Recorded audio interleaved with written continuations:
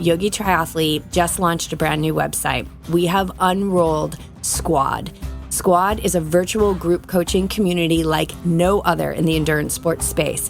We've got years of amazing content in there. Yoga for athletes, mobility classes, race course recons. We've got training plans from ultramarathons to Ironman, everything in between. We have a group coaching call every month. We have live streams, live classes, so much stuff in there, and a great community of people who are awake and ready. You will never have to train alone again with this virtual community. 7-day free trial. Get over there right now. Sign up for it. We'll see you in Squad. Namaste. Not to get like dramatic or too real, but when you wake up in your bed one morning and you don't know how you got there, and you go outside and one side of your car is all dented and scratched up and you have a flat tire, and you look at your dog and he's kind of like, what the hell's going on, dude? Like, that you can read what they're thinking or what they're feeling sometimes. And, waking up in that situation was definitely an eye-opening experience. Welcome to the Yogi Triathlete podcast, where we delve into the heart of endurance, the power of the mind, and the strength of community. I'm Jess Gumkowski, your host, and today, alongside my co-host and master coach, BJ Gumkowski, we continue our Ironman First-Timers series with Brendan Hoehn, a dedicated member of Team YogiTriathlete. Brendan's journey to endurance sport has been one of deep transformation. From ages 18 to 25, his life was dominated by heavy drinking, but the love of his dog, Obi, sparked his first steps towards growth. After falling asleep at the wheel at 25, Brendan found solace in running and yoga, a path that eventually led him to us through a recommendation from his sister, who used to attend my power yoga classes in Rhode Island. After connecting with the Yogi Triathlete podcast, Brendan reached out to me on Instagram, and shortly after that, he attended his first Yogi Triathlete training camp. Since then, he has fully embraced the Awake and Ready life, completing the Mendo 50K and diving headfirst into triathlon. Now, as Brendan prepares for his first Ironman at Ironman Arizona, we explore how this journey has shaped his life. Let's dive into his story and learn about the lessons and experiences that have brought him here. Brendan, welcome to the show. Hey, what's going on? That was really nice. Thanks for saying that. Oh, Brenden, I don't know where to start. There's so many. Being able to work with you one-on-one has been quite the gift for me, and seeing you from that first camp that we were at, and you soaking up and like super joyful of being in the water and swimming. Like there was a connection for swimming, and at that time you had come to camp as a runner. You were really just focused on running at that time, but you were really intrigued by this swimming thing, and it wasn't all immersive yet. But can you remember back to that, and can you sort of reflect from that point to now? Would you have ever imagined that an Ironman would be in your future? Yeah, totally. I remember that day like very well. Because I had been like kind of just, it was summertime in New England, I think, or had been, and I had tried swimming a little bit. I just couldn't figure out how to breathe. I knew I could freestyle. I grew up getting thrown into the ocean to learn how to swim. I knew how to swim, just not how to breathe correctly. And I think right before I dove in, I was like, BJ, like, how do I do this? And you're like, you just breathe every 2 strokes, man. Like, that's it. And I'm like, oh, okay. And then I think I swam like 100 yards. I was like, dude, this is easy. Like, this isn't even that hard. And like, just kind of being a little mind blown by that. And it's funny, like, I had said to multiple people before going to that camp that I was a little afraid to go, because I'm like, oh, these guys are going to turn me into a triathlete. Like, I know how to run. Like, I know I'm going to be a good swimmer. Like, it's just going to be a matter of time. And up until that point, like, I remember hearing about Ironman and being like, they run a full marathon after like doing all of that. Like, that's insane. But like, I remember being curious about it, because that's what I've always wanted to do, is just be able to go really far. It's like, that sounds fun to me, just going really far. And like, something about that idea of like having a 12-hour long day where you travel hundreds of miles, and you get to do it with other people sounded really cool. I didn't think swimming was going to become this thing that I was going to do 2 to 3 times a week, but here we are now. And yeah, I don't know. Swimming is just it's really, it's just so much different than any other type of like activity I've ever done. Like biking is fun, running is fun, but swimming is like, you have to be okay with not wanting to do something to get in the pool. Like, there's no part of me that wants to get up in the middle of the wintertime and go to the pool. Well, there's some part, but I can't find it in the moment. But you wake up and you do it, and then you get out of the water, and it's just, you feel so good. And just to speak to like the other sports, like swimming only makes you a better runner, which is what I want to be. So it's like triathlon has made me a better runner, which is pretty cool. I feel like I rambled a lot, but yeah, I like to swim now. I really love to swim. I love the ocean. I think it's a gift that's how I learned how to swim, was getting thrown in the water when I was really young, because I really don't have a fear of like the ocean really that much. I mean, I know there's sharks, but that's like, they get a bad rap. I think they do. Just don't be disrespectful, and they're not gonna take a nibble, I think. Yeah, I think more people should swim. I think more people should swim if they can. Yeah. How do you think it's made you a better runner? I think just number one, different, like training the heart in that way, like, and training your breath in that way gives you more control over your lungs. Makes you find the calm in difficult situations. And I'm a big believer in just the compression of being underwater, like really helps with recovery. So if you can recover better, you're always going to be better at your sport of choice. So swimming not only makes you more fit, it also helps you recover at the same time. So it's kind of a win-win. It's a win-win-win. Well, I wanted to just jump back to the 50K that we sort of brazed over, but what did you learn from that 50K experience in Mendocino that you can now look back and say like, wow, okay, man, things have shifted quite a bit. Or maybe they haven't. Maybe I'm assuming. No, I don't think you're assuming at all. I think, I mean, what have I learned from the 50K looking back? Because that was a year ago, a little more than a year ago.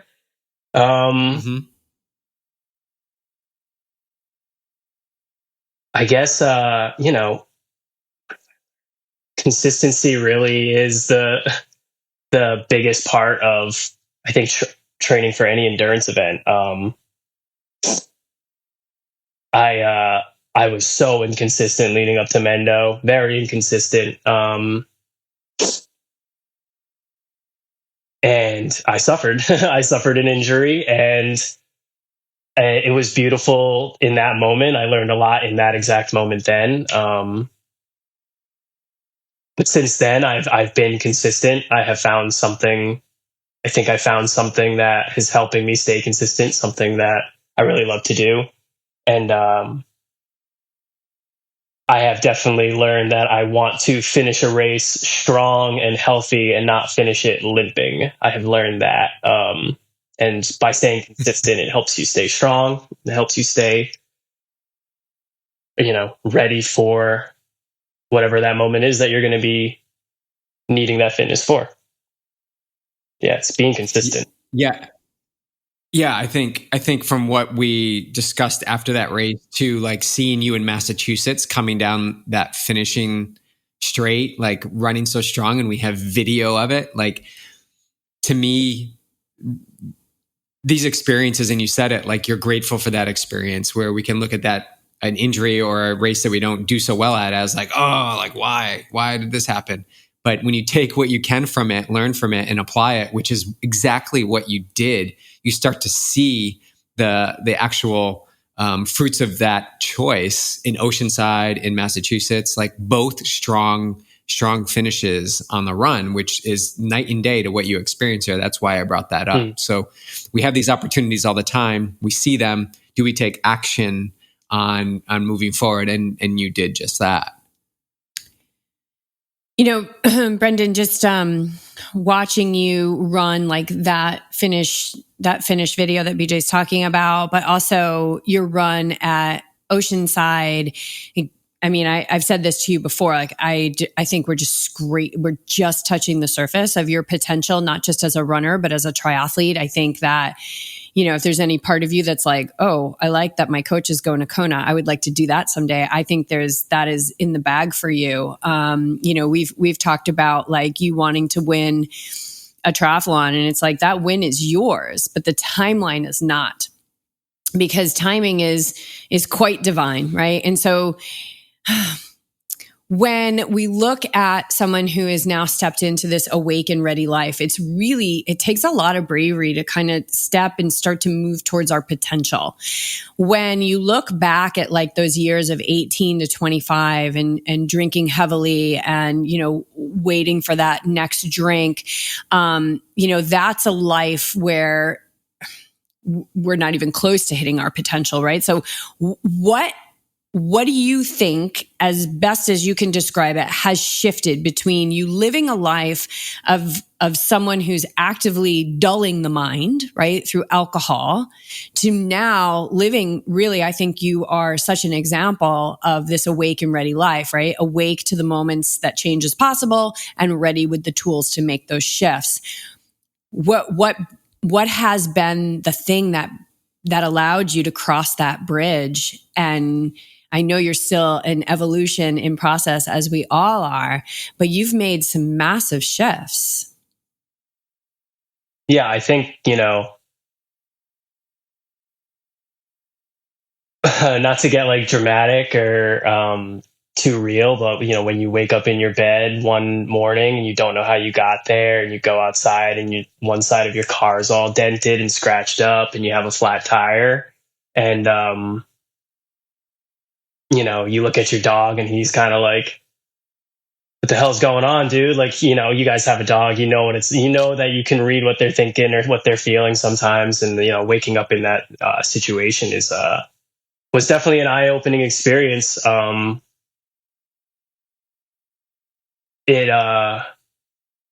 can't tell you what I did those weeks after that event happened, but I do know that I pretty much started, I think, running as much as I could. I was smoking cigarettes. I know I quit cigarettes around that time because it didn't make me run any better. It made me run a lot worse. And I just kind of started to run. And one day someone asked if I was like training for something. I was like, no, but maybe I should sign up for like a half marathon, and signed up for a half, really like doing that. I got injured after that first half marathon, like a really bad one, put me down for like 3 months. And that's where I definitely had some form of attachment to my like physical activity, whatever you want to call it. Cause I just got back down in the hole, like really bad again. Just cause I just kept telling people, oh, I'm a dog that can't wag its tail. And that's when I found a yoga class in this small town, Wickford. And I started going to a 7 a.m. class on Mondays because it was my day off. And I was the only student. And it was like a newer teacher. And she just kind of like taught me privately for several months.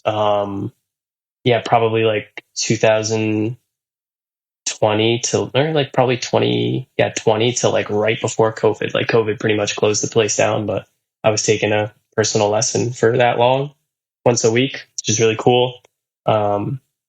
Started, you know, kind of reading some literature. That's when I started reading again. I don't think I'd picked up a book since high school. Up until that point, just I'm not proud of, because I love to read now. Started reading like a lot of Iyengar and just I think some books of wisdom that are helpful when you're looking for like some guidance or trying to figure out what the hell's going on in this life. And the world shut down and I started meditating with Headspace. And it's been pretty, meditation has then been pretty integral in my life since then. Try to do it every day. I've been pretty good. I am streaky. I know that. I still have some battles with the mind that I'm fighting, and I'm happy about that because it means there's something to do. And if there's nothing to do, I get bored. So there's always something to do there. But yeah, yoga and, getting in a car accident and starting yoga, starting running. Yeah, I think that kind of answers it. Running. Yeah, absolutely. I mean, it's really, a lot of our stories are like that, right? Like moving the body and running and getting those dopamine hits and realizing that you can feel life in a way that supports wellness and longevity. And then that gives you the strength to feel life when it doesn't feel great. And then yoga, of course, gives you the tools. I think it's often lost that yoga is not just the gymnastics, it's the science of the mind. And it's really this science to become the master of this gift that is the mind. But somewhere along the line, the servant, which is the mind, became the master. And yoga gives us those tools to flip that. For an athlete, especially going for your first Ironman, how has this science of the mind, how does that play in to your ability to perform as an athlete? In your training, yes. But also, how do you think it's going to play in on the day of Ironman Arizona? This is a nice, easy question. I mean, it's so it every single day, it comes into play every single day. Having some space between what your mind is saying to you and what you want your reality to be, like having that space is very important. I think to being an athlete, whether athletes know they're doing it or not, I think they're constantly training their mind while they're working out. Having that second or even, let's say, main activity of sitting in meditation in the morning, I think sets you up for your workout even better. I can say I have a real life example that happened today. I can be honest. I sat for meditation for about 5 minutes before I got on this podcast, and that was my meditation for today. I did not wake up and meditate, which I noticed the feelings there that it makes me sad or it makes me like a little pissed off, which is the opposite of how I'm supposed to get. So it's kind of like I'm not going to pay attention to that. But anyway, so I didn't meditate this morning, came here for my run, had this scratchy throat. 5 minutes of warming up, I'm like, I'm not going to do this. Like, I'm just going to warm up for 20 minutes. Like, I can just tell BJ I tried. He's going to be fine with that. And then I'm like, as I'm running, it's like, okay, well, your mind doesn't want you to do this, but like, how does your body feel? Like, trying to get behind instead of listening, like, let's create our own commentary. Like, how does your body feel? I'm like, okay, my body feels fine. Like, there's no reason, there's nothing in my body that says I can't run. There's nothing in my body that says I can't do 800s right now. So I have to kind of, and then you get behind those thoughts. You say, shut up, brain, and you just continue to run. I did my first 800, was going to quit immediately. And I got behind the voice in the head again, was like, okay, like, are you just, warm? Is this the first one and you feel like shit? Like, drink some Gatorade. Like, how about that? Like, try something, see if you feel better after you walk your 200, then try again. And it just kept getting behind the voice and just kept saying, try again, try again, try again, try again, until eventually I did the 8th one. And as much as I love to work out, I really was like, thank God that's over. I just get to cool down. But I think, 2 years ago, a year ago, if I had gotten into that situation, I would have, waking up with a scratchy throat, I've been like, oh, I don't need to train today. Like, oh, I don't need to do this. Like, it's not going to be good for me. But now I can, when you train your mind, you can get behind these thoughts that in the moment they seem helpful, but I firmly believe that they're just there to keep you small and keep you safe. And if you want to achieve big things, sometimes you need to take risks, and taking a risk might mean going for a run with a sore throat, or it might mean, moving cross country. It doesn't have to be big things or small things. It just has to be small risks that you need to take. And that voice in your head is going to try to stop you from taking those risks. And by having the space to, question those thoughts and see if they're true or see if they're aligning with where you want to go, I mean, I feel that's like a ticket to a successful athletic career or life, I guess you could say. So yeah, I mean, benefits of training the mind are crazy. And like, how is it going to work on race day?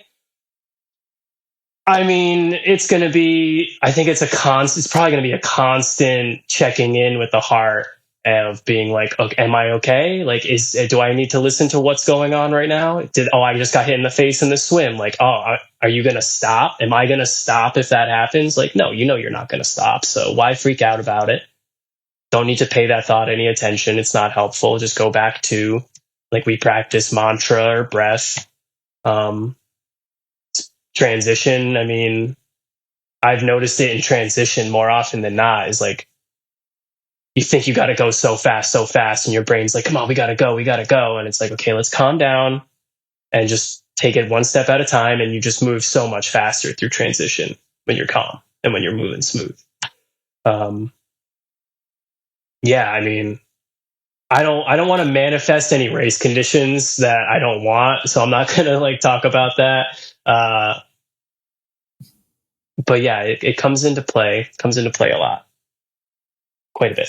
So this set has so much more value than just getting fitter from doing 800s. You're going to be doing 70 800s on Ironman. So you're going to constantly. You're going to constantly. I got to say that. You're going to constantly test yourself. Can I go again? Can I go again? Can I go again? And you're going to constantly be there for that decision. And you just expressed it so perfectly. The mind wants to say, sore throat, don't run. Every time there's a sore throat, don't do it, right? Because it wants to really fast track things and make things efficient and not have to think about it.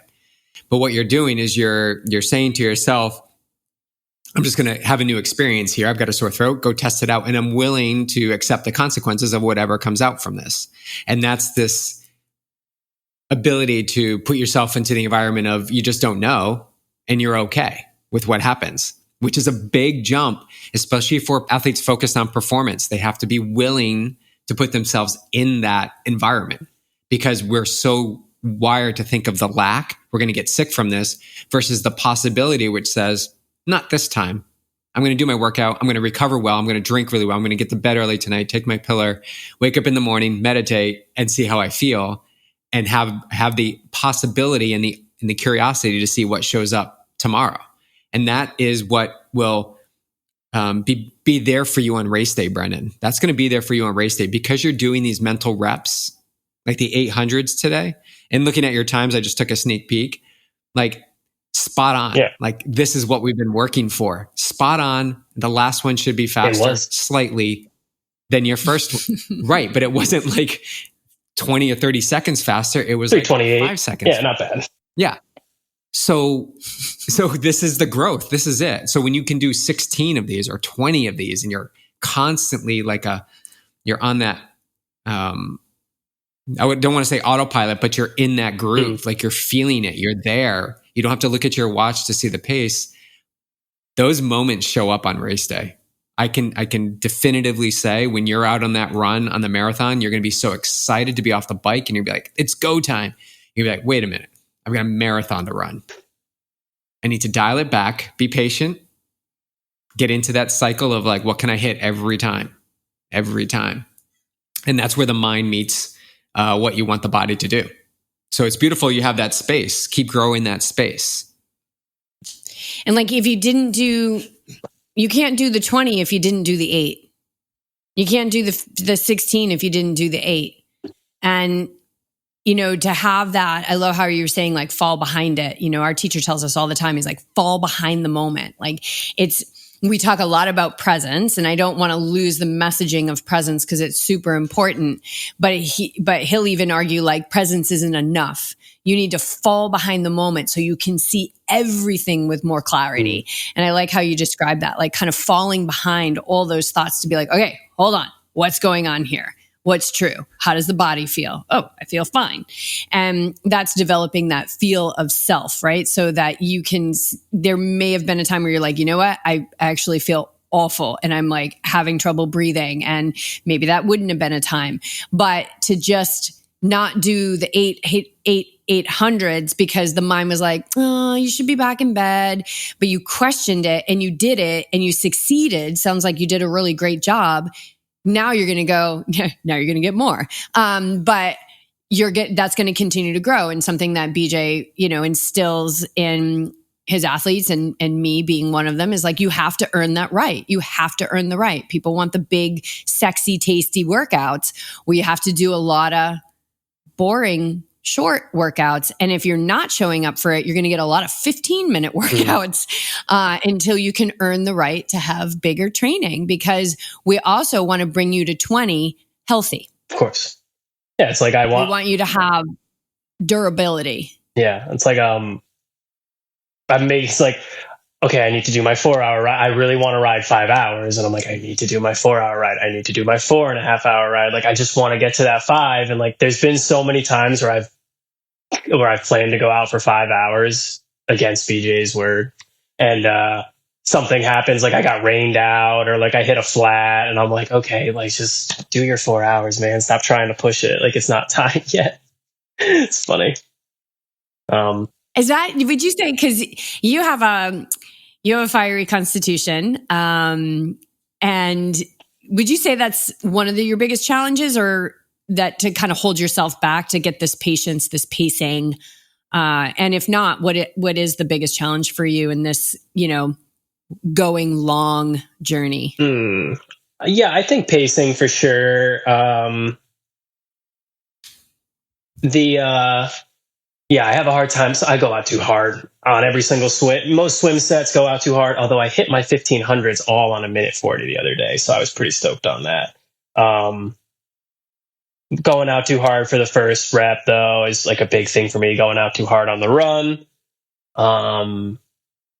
Wanting to bite off a little more than I can chew has been a theme for me for like ever.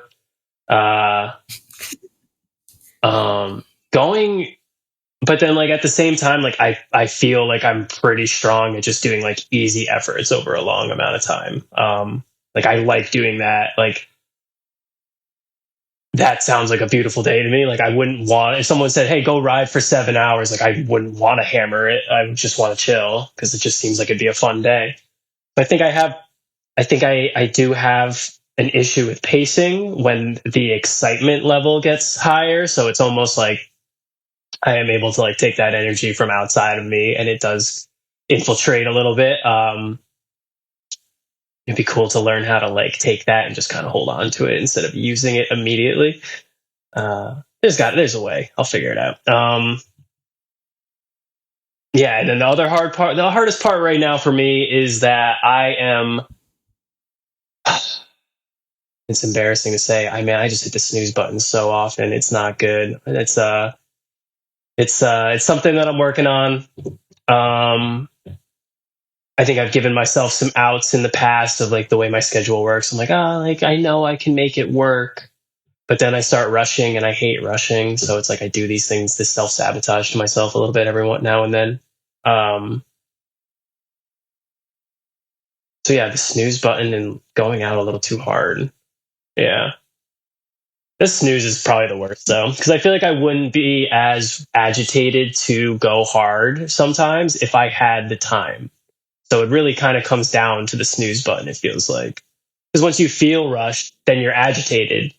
Then once you're agitated, it's hard for me personally, to get out of that state, it seems. So I just kind of figured that out. That was nice. Yeah, just eat a lot of cucumbers, cool that fire down. Yeah, the snooze. Have you always hit snooze? I can't go there. Yeah, I think like pretty. Yeah, I've always been a big snooze guy. Even in like all throughout school, constantly getting on the bus with like wet hair. When I used to have hair, I used to have really long. I wish. Oh, my mom found my like one of my high school pictures. It was hilarious. Should we use it for the cover of this podcast? Yeah, I have like hockey hair. It's crazy. I didn't play hockey, but I had just long hair down to my shoulders. But it's probably good I went bald. I would have probably had hair down to my butt by now, all dreaded up. So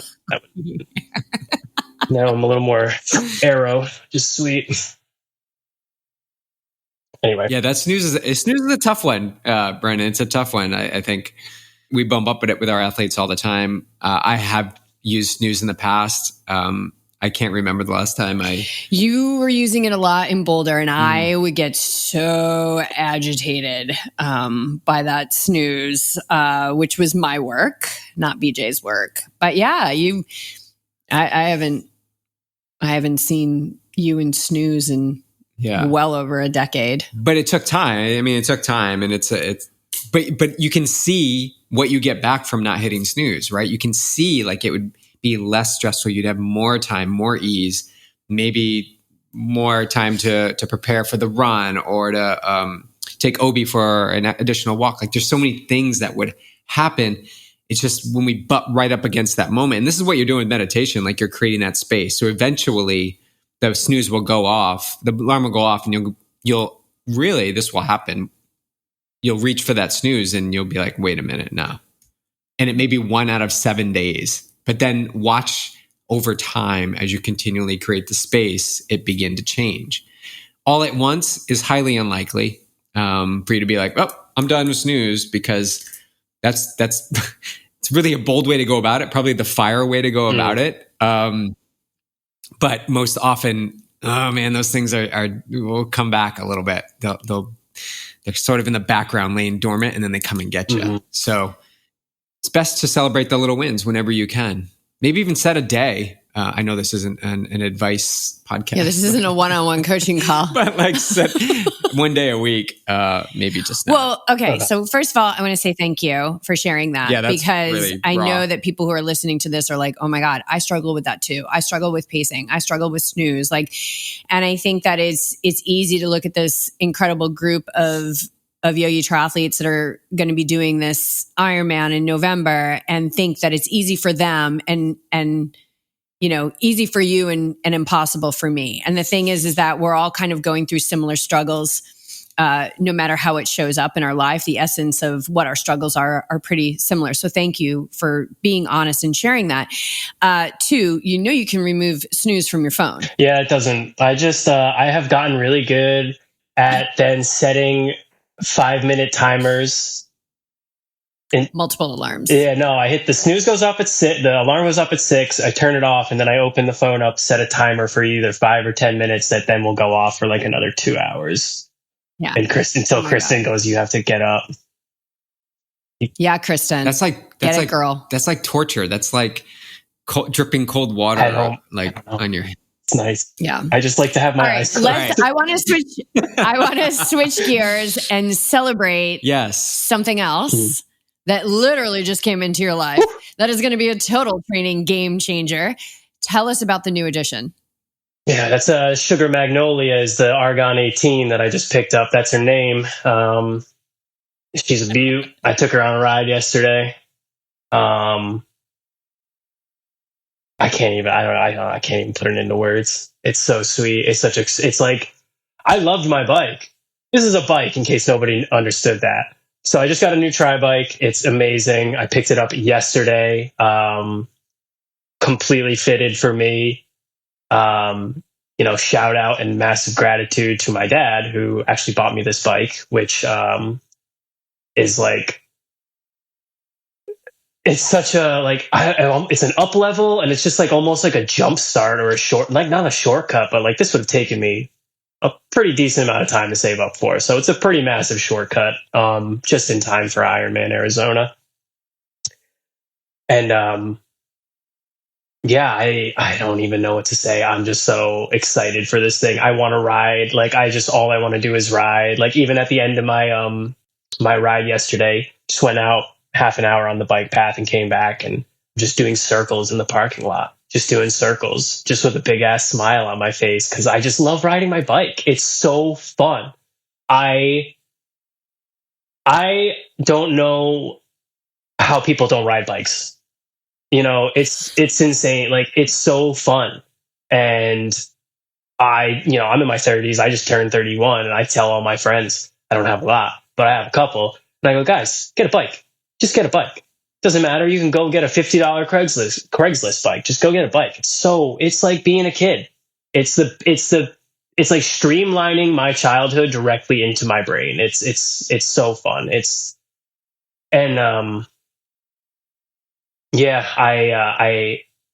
just love that bike. I mean, I just want to go ride it right now. Yeah. You just got a new bike too. Everybody's getting new bikes. I know. Did you sign up for Oceanside? I know. Brenden and I had a post yoga retreat, very yoga high. What did you call it? A blood pact? You called it a blood pact, I'm pretty sure. That was your word. You go, I think we had a blood pact. And I'm like, yeah. I'm like, I have a hazy memory of committing to Oceanside if I bought my bike. Yeah, I mean, why not spend $6,000 and then another $500? Yeah, right. I haven't signed up yet, but I will sign up. We're actually looking to have a booth there. Whoa. And I would be working that the entire weekend. So I was kind of like, oh, which one am I going to do? But yeah, I do love that course, and it's a good course for the bike I've got. I mean, there's no bad course for the bike I've got. So, are you signed up? No. Yeah, wait, this is your podcast. Are you signed up? Hey, I got to finish this Ironman. I got to get some funds together. I went financially under to sign up for this Ironman. I'm working on it. Credit. There's always plastics, so we'll see what happens. Yeah, we'll talk offline about this. There you go. So someone looking for, because this is what's happening, like we're getting people from road bikes to tri bikes. Have you experienced moving from the road bike to the tri bike? Like, what is it that your initial impressions of what's the difference? So first I'll say I went from mechanical shifting to electronic shifting, and that's, well, that's I don't know if I could ride another bike with mechanical shifting. That's so nice. The handling is like, you'll notice a little difference in handling, I would say. You're definitely in a more aggressive position with the bull horns than you would be with the hoods or the drops. I got shorter cranks on mine. So going from 170s to 160s is really nice. It's like, it doesn't feel like I'm really stretching my leg out as much anymore. It's my tri bike is probably about as heavy as my road bike was or is, because my road bike was pretty old. Not old, but it was good, but it wasn't light. So I think it might be a little heavier. Some road bikes might be a little lighter than most tri bikes, I believe. So it might be, you might notice a little bit of heaviness, but it does feel, it handles nice. I think I got like a nice little tire upgrade with mine. I have Hunt's Aero, like alloy Aero wheels, and they are sweet. They are sweet. So like, I don't know, it feels like the ride is nicer. If that makes any sense. Like, it just feels a little more, it just feels like it goes a little quicker. And then, yeah, just like the cloud of having a new bike is pretty sweet. I got some head turns when I was riding the other day, and I was like, yeah, this is my bike. It's brand new. It's sweet. So yeah, I think that, if you've never rode an Aero, if you've never put like the Aero bars on your road bike, like there is some kind of a curve there, I would say, for handling and just figuring out how to get into that position well. So that's something I would say, take it slow. I didn't have a problem with the clip-ons on my road bike, like handling the bike, but I've heard some people do. I don't know.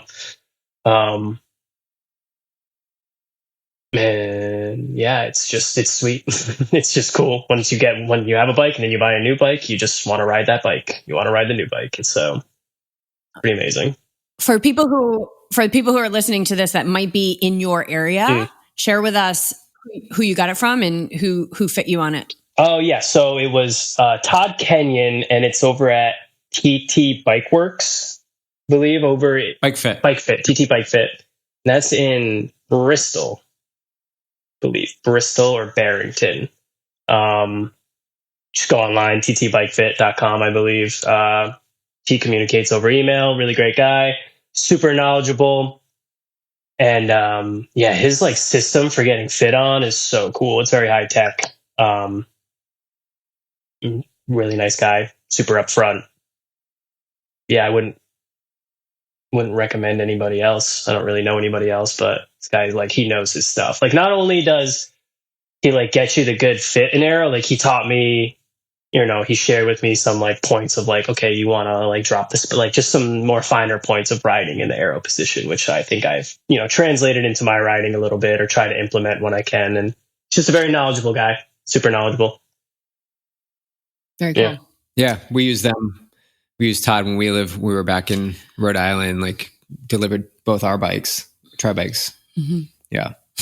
What? I'm just laughing at how I paid him in 20s. Oh yeah. All right, Brenden, what makes you Ironman material? Why are you going to be able to do this?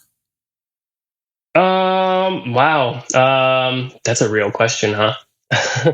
Yeah, it's a real question. Yeah. Why am I going to be able to do this? It's going to solicit a real answer. It's going to solicit an answer that allows you to bring up all the things that are amazing about yourself.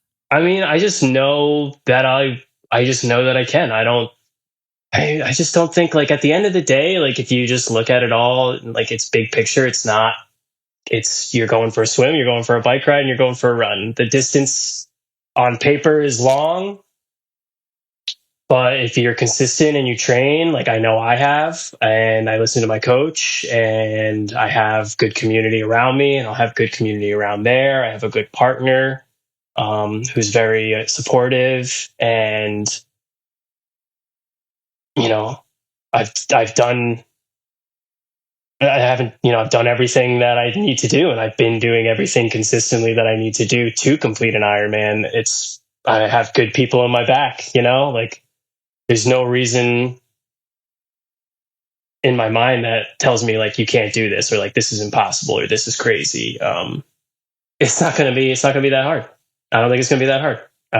That might sound arrogant, but I've spent 15 hours on my feet. It's different, but it's the same. And it's all just the mind games. Like, it's really just going to be a mind game at the end of the day. And I know my mental game is strong enough to get me through a 15-hour day, regardless of what it is. And I know I can get there feeling happy and calm and peaceful. And, even if I am limping across the finish line, I know I'm going to have a smile on my face. Like, it doesn't matter. Yeah, it's actually, it's funny. I met a guy on the road the other day, and it's this guy I've been seeing riding for like 10 years, and he's been on a TT bike, and I finally saw him on a ride, and I was just like, yo, like, I've been following you for years. Like, I do triathlon. I like, what's up? Like, what's your name? He's like, oh, I'm Bob. He's a really like reserved guy. And I told him I'm doing an Ironman. He just goes, you know what the secret is? It's all about going inward. And I just was like, yeah, I mean, I believe that 100%. And I've been practicing that, and I've been putting myself in uncomfortable situations, and it's just going to be a 12-hour day of uncomfortable situations. And it's all about moving through them with grace and ease. And I believe I can do that. I've shown myself that I can. The evidence is in my favor. So yeah, there's no reason that I can't do it. There's nothing in the past that says you can't do this. There's nothing in my past that says you are not able to do this. I didn't sign a certificate when I was born. I, didn't lose my sight. And even there's people that do Ironmans that are blind. Like, you see some of these people that are doing this, like there's no reason you can't. So why can't I? Why can't I do this? And why can't I do this well? And why can't I do 3 of these in 1 year? It keeps like growing, and like I keep doing these things that are like, okay, well, what's next? Like, what am I capable of? Like, really? So it's this like curiosity that I have of like seeing what I can do with this body that I have, or that I was given, which seems like it likes doing these things. Yeah, like I don't know. I don't. It's. I don't know. That's a hard question. Oh, you answered it so beautifully. You answered it so beautifully. You already have what it takes, and yeah, the key is turning inward. I mean, that's what we do, and that's what so few people really will do. And I think it's just because like they just don't know how, And I think dispelling this myth that like people who sit still and do breath work, or whatever you want to call it, meditation, breath work, it doesn't matter, whatever it is that gets you to sit still, that it's easy, that you don't, that you all of a sudden have no thoughts. No, like they'll all come rushing in, but it's that consistency, and then it's earning the right, and then turning inward becomes something that's just normal. Right. And you can turn inward when you're working a 15-hour shift. You can turn inward when you're circling the parking lot and feeling joy on your new bike. And so that turning inward just becomes a way of being, just like turning outward becomes a way of being. It's just most of us, we're just turned outward all the time in identifying with the world around us. But when we start identifying with the world within us, it's like, yeah, of course I can do an Ironman. I can do anything. So we talked about 2 of the things that lead to success on race day. We talked about mindset. We talked about pacing, which we're working on. Both we're working on. We're going to have you on one of those retractable leashes. Get back here, Brenden. Get back here. How has nutrition and fueling impacted your daily life, but also like what are you experiencing as you navigate these longer sessions in training? Yeah, I like this question. Yeah, I have noticed that I like to eat, and it's one of the reasons why I think I like triathlon so much, is that I get to eat at a pretty constant rate, pretty constant grazing. So I actually have found that like I've struggled with having a healthy relationship with food for a long time, and I actually feel like I'm in a pretty good spot since I started training for triathlon, because you have to eat, you have to fuel, and it's not, for something clicked in me that was like, okay, man, like, do you want to care about what you look like and be self-conscious, or do you want to be fast? And I want to be fast. And you don't have to be this skinny twig to be fast.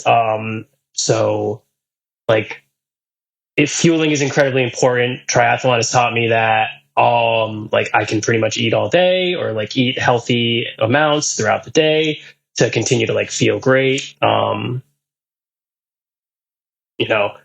I noticed that I have gravitated to like actually making sure to eat 3 meals a day now that I'm training more frequently, that was never the case. It was a lot more disorganized. And I think that's beautiful that that's kind of shifted. In terms of training and fueling during training, that's like, there's work to be done there. I have found some success fueling on the bike, just getting in. Nowadays, I get an absurd amount of calories. Back in the day, when I was just running, it would be like, I remember just eating dates on my run, which is fine, but like I definitely wasn't eating enough food or fueling enough when I was running at all. There is still room for me to like, I need to nail my nutrition on the run a little bit. You're never going to nail anything, but I would like to tweak it and see what I can get for carbs per hour on a run. It would be nice I got to work on that a little bit. The bike, I mean, it's so fun to fuel on the bike. It's like now I'm trying to see like how many calories, how many grams of carbs can I take in an hour? And it's like, I found that I can get to 110 an hour and still feel pretty good. 110 grams of carbs an hour and still feel pretty good. And I've noticed that like after these long rides, like for anybody who doesn't know, a 4 to 5 hour long ride, I think is, lower end to like middle end of Ironman training long rides. There was a point where I was getting 200 calories an hour. Now I'm up to 400 calories an hour. And I used to, when I was taking in less, pretty much be done for the rest of the day, feel pretty tired, feel pretty sluggish, low energy. Now I'm getting off the bike. Not only am I ripping some like 7-minute miles off the bike, but then I feel great. So it's like, you just got to fuel. It's funny, like your body can really do anything as long as it has fuel. And like from a scientific standpoint, it's really cool to watch certain people. Like, I think it was like David Roach just like crushed Leadville, like set a new course record. And I read his blog post and he's like, to disrespect the course, I'm going to take in so many carbs an hour. And this guy was just slurping on carbs. And so it's like, what can we do if we're just constantly fueling? It's kind of cool. And like, if your mind says you can do it and you're just constantly fueling, like, what can we do? It's kind of cool. Yeah. So I just eat a lot. I eat a lot of food, and I eat a lot of food on the bike, a lot of coffee. And I've really been enjoying soda again. Soda's kind of like popped up, like not all the time, but like, yeah, like a Coca-Cola here or there has been nice. It's kind of like, it's almost like reverse dieting sometimes. Like triathlon, it looks like I eat really healthy. I'll eat just like steamed tofu, steamed broccoli, and some rice, like for lunch and dinner. Like that's my go-to. And then it's like, I go and talk to my aunt and she's talking to me about this woman. She says, "Oh yeah, you're supposed to avoid processed sugar." And I'm like, "Aunt Jill, do you know how much processed sugar I have?" I'm like, "I just had 400 grams of processed sugar today." Like, it just depends on what you're burning, or how hot you're burning. Anyway, that's a bit of a ramble. I love food. I love to eat. So if that is something that you like to do, you should do triathlons. Brendan says, little PSA. Good work training your gut. That's going to pay dividends on race day, dude. Like, the fact that you can pack in those kind of calories in September for a November race, awesome. Now you can put all of that into action over these next whatever, how many weeks? What do we got? Like 9 or weeks, 8 or something weeks. I don't want to cut it short. That's not kind. But now, because you've done the training of your gut, now you get to use that to your advantage and use it in a way where you can gain more fitness so that on race day, you can be faster, right? Like if that's the end goal, what does it take to get there? And yeah, you're doing all those things. Yeah. And it's good that we're doing it now, like long before. And you started this a while back though, maybe not to the extent of Ironman training, but before that you were paying attention to the fuel that goes in your body so that you can perform. That's what we want. We want to be able to run. Let's be real, like run off the bike. You bike for show and you run for dough. Mm-hmm. So it comes down to that run, and you need the fuel to hit the paces that you do in training. Anything less is one of those three things: mindset, pacing, or nutrition. And most often it's nutrition. Because by the time we get to the end of it, we're done, right? We're done. We're like, I still have a marathon to run. I'm so done with sugar. This is why you train yourself. Performance is a notch above what food, the taste of the stuff that you're taking in. Like you can kind of put that aside. I need fuel. That's the number one focus. So yeah, great job, Brenden. Like that's really going to help you on race day. Like extremely setting yourself up for a successful day. Carb machine. Yeah. All right, community. How has how has community affected this training cycle or venture into triathlon, and how important has it been to you? We talked about coming out to camp. You listen to the podcasts. You participate in a lot of the conversations. Like how has community helped you along this journey? I think I could say I probably wouldn't be here if it wasn't for some sense of community. I mean, I wouldn't have heard about you guys if I didn't have a sister. at least in that moment, I probably wouldn't have continued swimming as much as I wanted to if I didn't go to camp and learn kind of how to swim. Then I went to camp, and that's how I met, Liz, the first coach I had.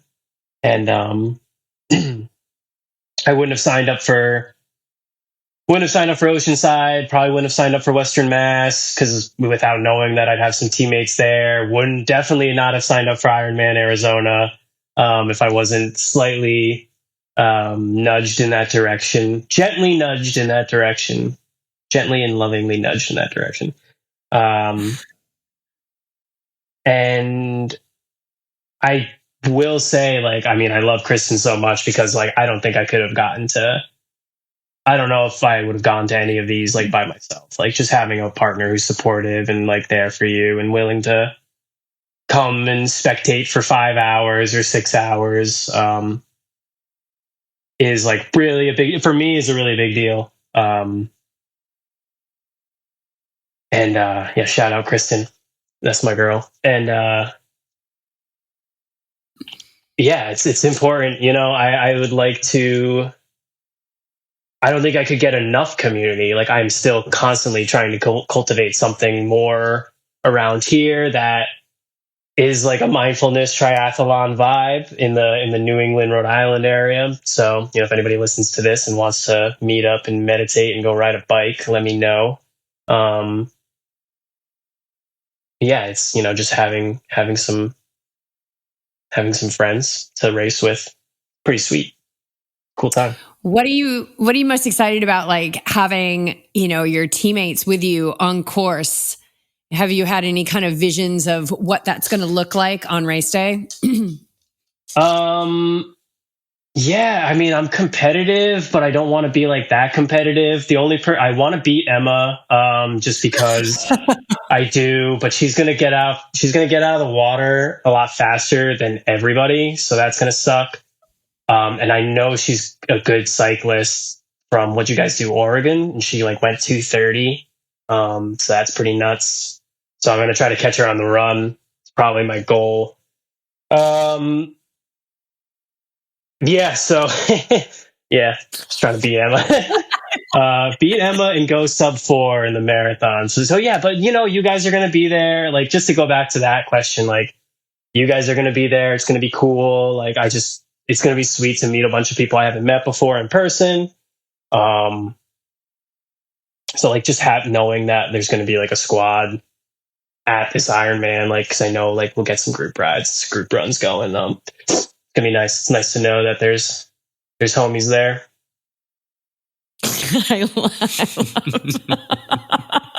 I can't wait for Emma to listen to this. And the thing is that, Emma's going to get out of the swim before anyone, whatever, before anyone even goes into the swim. No pressure. And then Emma. she's a solid biker, but you may get her on the run. So she will be the hunted. Sounds like she's going to be the hunted. Anything can happen on the day. You just don't know. You just don't know. Oh my God, I love it though. I can see you guys doing a sprint finish. And Melissa. after 100 and after. Oh yeah. Watch out for Coach Melissa too, dude. She's no joke. Oh, I believe it. I just haven't met her. I haven't met her yet. You and Emma are gonna get all caught up in your competition, and then Melissa's gonna be like, "See ya." Peace. It'd be fun. It's gonna be great. Very competitive. Yeah, Patrick too, and Laura. Yeah, it's. Watch out. They're all going to be amazing that day, including you. But thank you, Brenden, for being here. It was just beautiful share, great knowledge. I hope people take you up on the meditation bike ride situation. That would be super cool. You're representing in Rhode Island. We appreciate it. And cannot wait to see you on race day on November 17th. It's going to be amazing. Can't wait.